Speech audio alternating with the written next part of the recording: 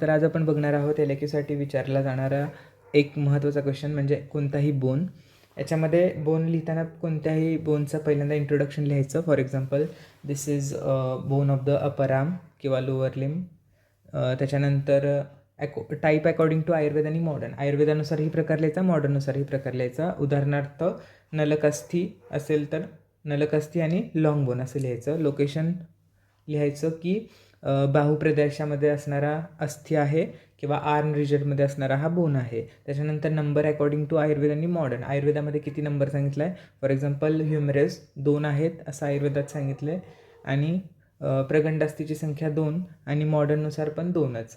त्याच्यानंतर त्याची डायग्रॅम नीट labelled diagram काढायची आहे. डायग्रॅममध्ये मसलचं ओरिजिन इन्सर्शन मेन्शन करायचं आहे. त्याच्यानंतर फीचर्समध्ये parts upper end, lower end, shaft, borders आणि surfaces.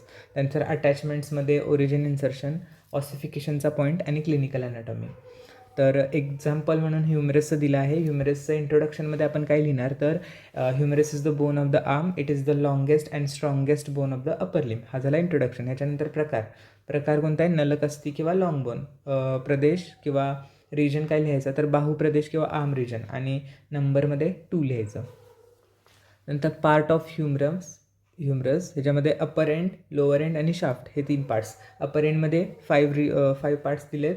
Head, neck, greater tubercle, lesser tubercle, intertubercular sulcus. नेकचे 3 कोणते प्रकार आहेत, ॲनाटॉमिकल नेक, सर्जिकल नेक आणि मॉर्फॉलॉजिकल नेक. लोअर एंडमध्ये 7 गोष्टी लक्षात ठेवायच्या आहेत. Capitulum, trochlea, radial fossa, coronoid fossa, medial epicondyle, lateral epicondyle आणि ओलेक्रेनन फोसा.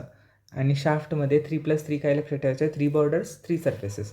अँटिरियर, मेडियल आणि लॅटरल बॉर्डर आणि सर्फेसेसमध्ये अँटिरियो मेडियल सर्फेस आणि पोस्टिरियर सर्फेस.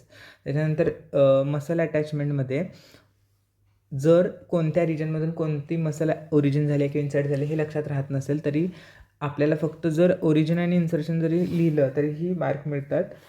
तर ओरिजिनमध्ये ट्रायसेप ब्रॅक आहे, anconeus muscle, brachialis, extensor carpi radialis, longus muscles, common extensor, common flexor, brachioradialis आणि pronator terrace.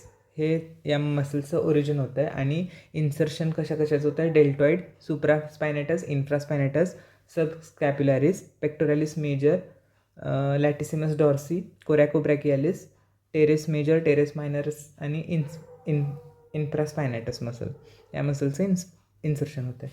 नंतर ऑसिफिकेशनमध्ये लक्षात काय ठेवायचं की एक प्रायमरी सेंटर असतं शाफ्टसाठी, 3 secondary centers for upper end आणि 4 secondary for lower end. Total 8 centers, 1 primary आणि 7 सेकंडरी सेंटर्स. क्लिनिकल ॲनाटॉमीमध्ये common site of fracture of the humerus is surgical neck, shaft and supracondylar region. Supracondylar region कधी fracture होतं तर fall on outstretched hand. MCQमध्ये विचारलं जाऊ शकतं की फॉल ऑन आउटस्ट्रेच्ड हँडची हिस्ट्री असेल तर फ्रॅक्चर मोस्ट प्रोबॅबल कुठं असू शकतं तर answer is supracondylar region. That's all about humorous.